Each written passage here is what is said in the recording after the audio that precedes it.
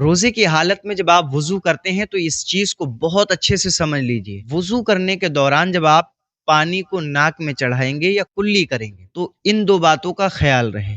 پہلی چیز، جب آپ ناک میں پانی چڑھائیں گے تو یاد رہے کہ آپ کے دماغ تک پانی نہیں چڑھنا چاہیے۔ کلی کریں تو یاد رہے کہ اس کلی سے آپ کے حلق کے نیچے پانی نہیں اترنا چاہیے۔ اگر دھوکے سے بھی آپ کو معلوم ہے کہ آپ کا روزہ ہے اور آپ وضو کر رہے ہیں اور دھوکے سے بھی پانی اگر اوپر چڑھ گیا یا حلق سے نیچے اتر گیا تو اس صورت میں روزہ آپ کا ٹوٹ جائے گا۔ یہ یاد رکھنا، آپ سوچ رہے ہیں کہ ارے ہم نے کلی کری، دھوکے سے اتر گیا، تب بھی روزہ ٹوٹ جائے گا۔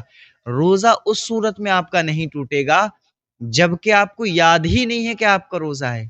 جیسے آپ وضو کرنے کے لیے بیٹھے، آپ کو خیال ہی نہیں کہ آپ کا روزہ ہے، آپ وضو کر رہے ہیں، آپ کو پتہ نہیں ہے کہ آپ کا روزہ ہے، آپ نے کلی کری، پانی اتر گیا یا ناک میں چڑھایا اوپر چڑھ گیا، آپ کو پتہ نہیں ہے کہ آپ کا روزہ ہے، تب آپ کا روزہ نہیں ٹوٹے گا۔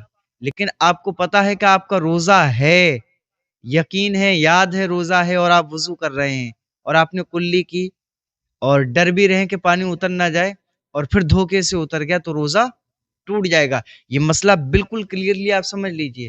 ان چیزوں کا بہت خاص خیال رکھیں۔ نماز کے لیے جب آپ وضو کریں تو اس وقت، یا قرآن کی تلاوت کے لیے وضو کریں تو اس چیز کا خیال رکھیں، کیونکہ روزے کی حالت میں آپ کو چھوٹ ہے کہ نہ آپ غرارہ کریں، نہ آپ ناک میں اوپر تک پانی چڑھائیں۔ تو جب روزے کی حالت میں آپ کو یہ ویسے بھی چھوٹ ہے اور غرارے کے لیے اگر روزہ نہیں ہے تب حکم ہے، ویسے آپ غرارہ نہ کریں۔ تو ان چیزوں کا خاص طور سے خیال رکھیں، کیونکہ ہم روزہ رکھتے ہیں لیکن روزے کے ضروری مسائل ہمیں نہیں پتہ۔